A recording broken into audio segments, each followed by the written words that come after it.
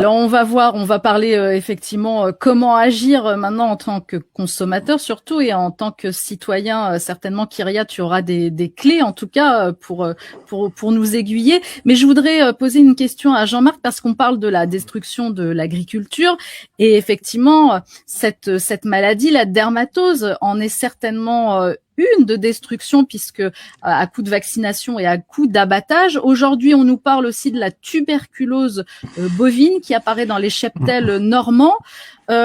Jean-Marc, est-ce que vous avez pu rencontrer des vétérinaires? Comment est perçue cette vaccination et aussi l'abattage des bêtes de tout le troupeau en fait? Voilà, parce que c'est ce qui a posé problème, c'est que au lieu d'abattre soi-disant la bête malade, il a fallu abattre tout le troupeau, alors qu'il y a des solutions, il y a des traitements. Oui. Ben, j'ai eu l'occasion de parler avec quelques vétérinaires, mais pas énormément. Hein. Par exemple, j'ai parlé avec un vétérinaire hier, on a longuement discuté.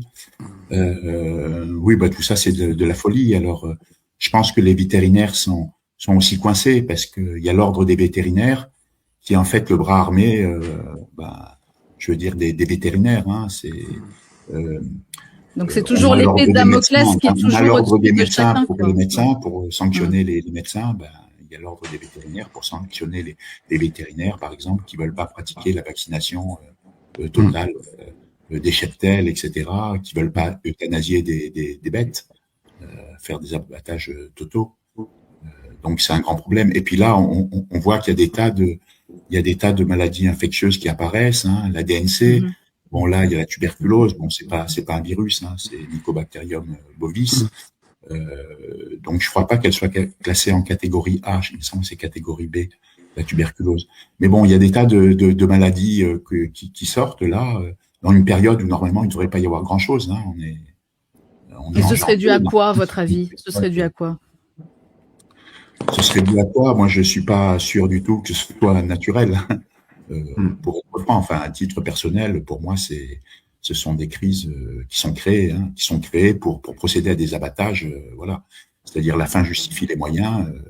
Ils veulent limiter le cheptel. Il faut réduire d'au moins un tiers le cheptel à l'horizon 2035. Bon, il reste 16 millions et demi de bovins là en France à vacciner. Donc, il n'y a pas assez de vaccins à virus atténué. Hein. Le Bovilis Lumpivax, justement de Merck Animal Health, ben, ils ont pas assez, ils ont de quoi vacciner à peu près 800 000 bêtes. Donc il y en a pas assez, et il y a un vaccin, notamment un ARN messager, qui arrive hein, contre la DNC. À mon avis, qui est prêt. C'est un programme qui a été lancé donc en mars 2022, qui s'est terminé donc en octobre justement 2024, donc il y a plus d'un an, qui a impliqué donc une boîte américaine. Hein, j'en ai parlé hier, donc qui s'appelle le Tiba Biotech, avec des institutions australiennes et une institution canadienne. Et le programme est terminé. Hein. Et comme on voit qu'ils font n'importe quoi, c'est-à-dire que en fait ces pseudo-vaccins ARN messagers qui sont développés et qui sont en plus des auto-amplifiants, hein, parce qu'ils développent des auto-amplifiants, notamment Tiba Biotech produit en fait des ARN messagers auto-amplifiants. La particularité d'utiliser des nanoparticules biodégradables justement pour justement éviter les effets toxiques dus aux nanoparticules lipidiques qu'on a vu pour les vaccins anti-Covid, comme Comirnaty et Spikevax, hein, justement de Pfizer et de Moderna. Là, on voit que l'ANSES, par exemple, pour les vaccins vétérinaires, fait pas le job. Hein. Normalement, ces vaccins devraient être testés, ces pseudo-vaccins devraient être testés, notamment pour leurs effets secondaires. Et on voit qu'il y a des ATU qui sont donnés en fait sans test derrière. Hein. Il y a pas d'essai de sécurité. Hein. C'est-à-dire là, on lance en fait des essais à grande échelle sur des vaccins qui n'en sont pas, sans aucun contrôle de sécurité derrière. Hein. Il faut pas, le job n'est pas fait. Hein. Normalement, ça doit être testé. Là, on voit qu'il y a des tas d'effets secondaires post-vaccinaux. Il y a aucune donnée. On dit que tous ces vaccins sont safe, qu'ils ont été testés, qu'il y a une innocuité, qu'ils sont pas dangereux, qu'ils sont indispensables pour la sûreté justement Ça nous rappelle une drôle d'affaire. Mmh. Oui. Bah, c'est en fait une redite du Covid. Hein. Là, on emploie les mêmes méthodes et il se passe avec les animaux ce qu'on a vécu pour la pandémie de bidon de Covid-19. Ils nous rejouent, ils nous rejouent la même musique. Hein. C'est clair. Je sais pas si les gens s'en rendent compte, mais bon, c'est évident, quoi. Alors, on comprend qu'il peut y avoir des effets secondaires sur les bêtes. Est-ce qu'il y a aussi des risques pour la consommation de la viande, finalement, pour l'homme? Alors, ça dépend du type de vaccin.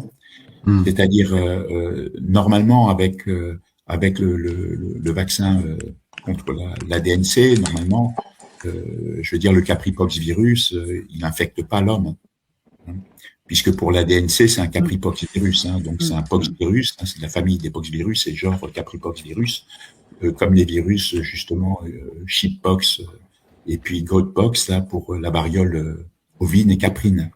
Donc normalement, il n'y a pas de problème avec l'homme. Par contre, c'est pas la même histoire avec les vaccins ARN messagers qui sont en train de développer, je veux dire en masse, hein, vraiment pour toutes les pathologies des animaux. Hein. Là, on voit que tous les vaccins qui sont développés pour les animaux sont des vaccins ARN messagers. Ils ont abandonné les vaccins atténués, inactivés, même les vaccins sous-unitaires ou à vecteurs viraux. Vraiment, ils focalisent sur les ARN messagers et les pires. Ce sont les ARN messagers auto-amplifiants, ceux dans lesquels, en fait, on insère une information génétique qui va coder pour un complexe réplicase, qui est un ensemble de protéines qui agissent de concert pour faire des copies de l'ARN messager. Donc là, on en arrive vraiment à faire des choses complètement folles parce que on sait que ces ARN messagers sont délétères. On l'a vu déjà pour le Covid, hein, puisqu'on voit une explosion d'effets secondaires. Hein. En France, il y a plus de 2 millions de Covid longs. Hein. Et là, on est en train de développer les formes les plus dangereuses de ces pseudo-vaccins ARN messagers, qui sont les auto-amplifiants. Et on sait déjà que ça va être très délétère. On sait que ça active des tas de systèmes de défense justement des cellules, que ce soit des cellules humaines ou des cellules animales. Bon, on en a parlé justement hier lors de la réunion là à Biul. Bon, comme je disais, on sait que les ARN messagers sont capables d'activer des systèmes de défense cellulaire. Je les ai cités, hein, TLR3, TLR7, TLR8, MDA5, RIG1. Enfin, bon, c'est connu. C'est-à-dire que sur les bases scientifiques, on sait que ça fait pas l'affaire. On sait qu'on contrôle absolument rien de ces pseudo-vaccins ARN messagers qui sont très délétères. On sait qu'on contrôle même pas ce qui est produit, réellement produit. Parce que dans ces vaccins-là, comme le Ceva qui est utilisé justement contre la grippe aviaire et qui a servi pour vacciner pratiquement la moitié des canards, hein, le vaccin Ceva Response AI H5, qui est dirigé contre les magglutinines H5 justement contre la grippe aviaire chez le canard, le H5N8, on sait qu'ils utilisent un dérivé de nucléosides et que ces dérivés de nucléosides conduisent à la production d'une multitude de protéines inconnues. Donc, on a non seulement la protéine antigénique, c'est-à-dire les magglutinines H5, dans le cas du vaccin Ceva pour les canards, mais en plus, il y a toute une production de protéines complètement inconnues qui vont être forcément délétères, puisqu'elles vont également stimuler le système immunitaire et elles vont être à l'origine de troubles métaboliques. On va avoir des tas de pathologies chez les animaux, comme les pathologies qu'on a observées chez l'homme. Et c'est vicieux parce que les doses injectées sont faibles. Généralement, on utilise des doses 100 fois inférieures avec les vaccins auto-amplifiants. Hein, ça va être de centaines de nanogrammes jusqu'à quelques microgrammes. Et on va avoir des effets décalés dans le temps. Mais des effets délétères, c'est certain qu'on va les avoir, même si on les voit pas tout de suite. Ça va déglinguer les organismes animaux. Et là, il les développe non seulement pour les ovins, pour les bovins, les porcs sont déjà injectés. Hein, ces vaccins ARN messagers, ils existent déjà, auto-amplifiants, ils sont utilisés au Canada, aux États-Unis, et ils arrivent en Europe, y compris pour la DNC, hein, parce qu'il y a un vaccin qui est là, qui est prêt, même si on n'en parle pas. Et c'est évident qu'il va y avoir de très gros effets délétères. Hein, ça, c'est une certitude. Et également pour les animaux domestiques, hein, pour les chiens et les chats aussi, auto-amplifiants. Donc on voit bien qu'il y a quelque part une volonté de nuire.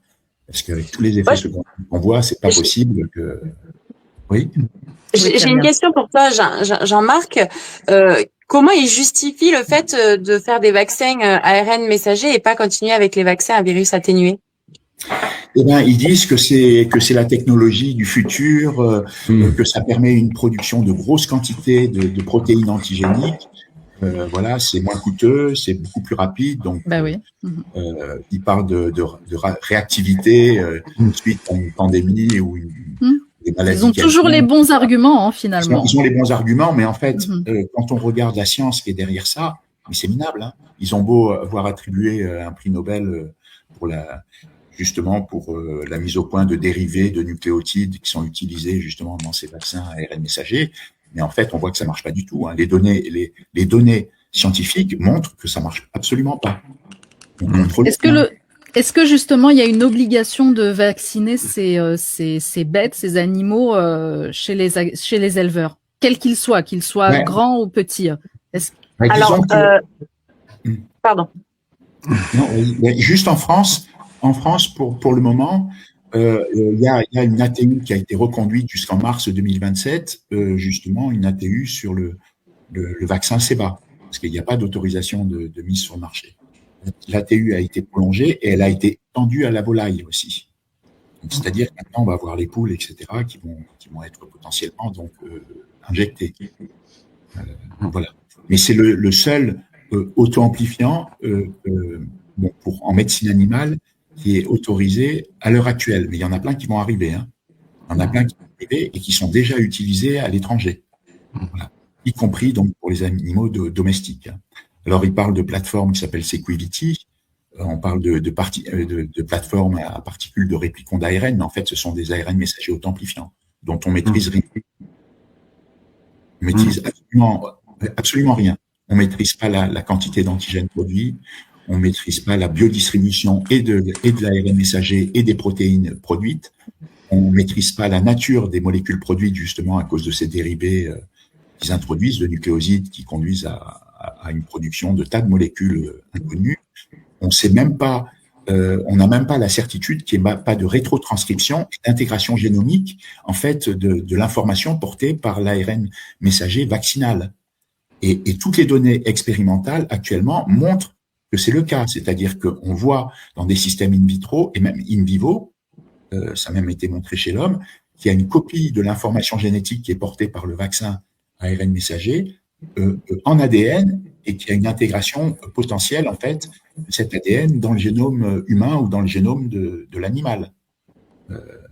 Donc voilà, c'est réel, hein, c'est pas une spéculation. Il y a des données expérimentales qui montrent que in vitro ça marche et ça a été même détecté in vivo. Notamment, par exemple, pour le vaccin Covid sur le chromosome 19. Hein. Alors, on ne trouve pas toute l'information génétique qui code pour la protéine spike, mais on en trouve des fragments.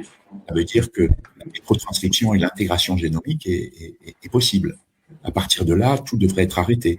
Et là, on voit que ça continue de plus belle. Il n'y a aucun test de sécurité qui est fait derrière.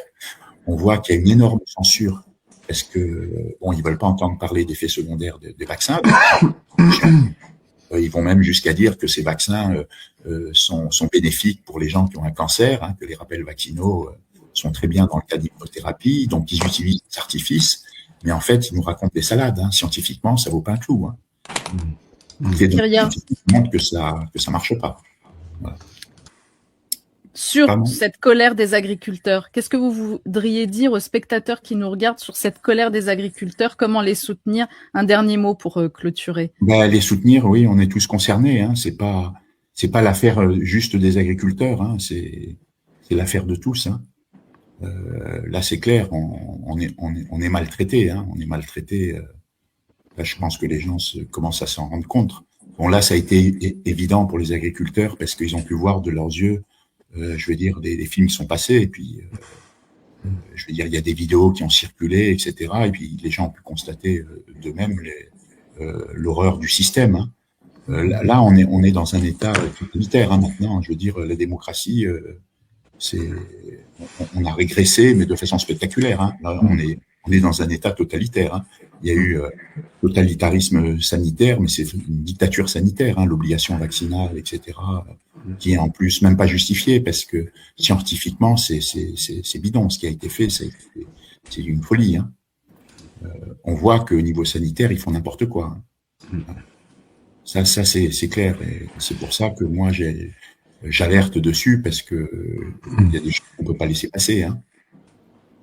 Et je regrette qu'il n'y ait pas plus de scientifiques qui se soulèvent contre ça, parce que il y a énormément de désinformation au niveau scientifique. Hein. Quand on nous fait passer pour des désinformateurs, c'est vraiment un truc de dingue. Hein. C'est-à-dire que, je veux dire, quand on voit qu'ils mettent en place justement des groupes pour lutter contre la désinformation, pour maintenir une démocratie et tout, bon, c'est carrément le monde à l'envers, quoi. On hallucine. Je veux dire, c'est vraiment, on arrive à des niveaux complètement incroyables.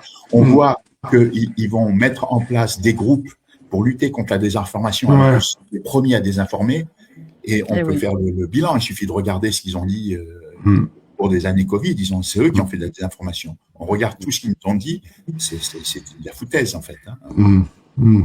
Et ils sont là pour nous sanctionner, en plus. Ils sont là pour nous faire taire, pour nous allumer, pour nous faire passer pour des anti-sciences.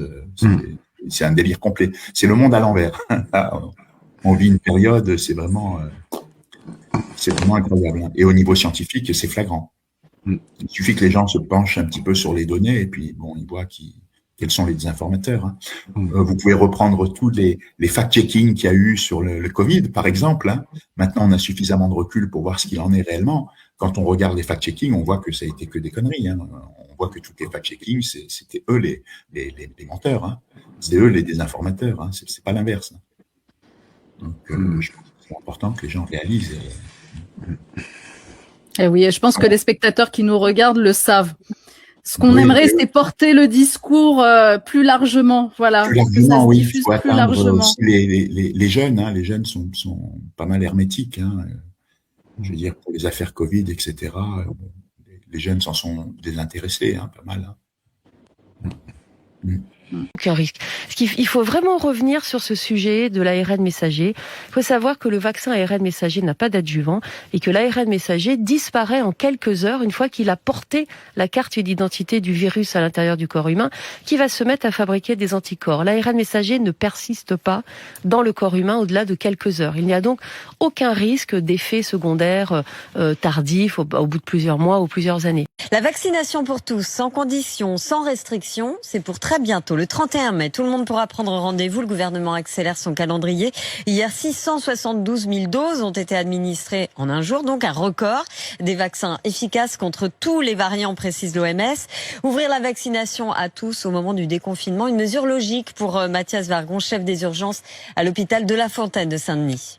En fait, on a rouvert à un moment où l'incidence était quand même très élevée et le seul moyen de battre l'incidence, et c'est qu'on remonte pas et qu'on se retrouve pas à nouveau avec une nouvelle vague, c'est de vacciner à mort. Donc voilà, s'il y a les doses, il faut vacciner. C'était déjà le message subliminal quand on avait dit que on pouvait récupérer les doses, qu'on pouvait s'inscrire sur Doctolib. En réalité, ça ne fait que officialiser une pratique qui existe déjà.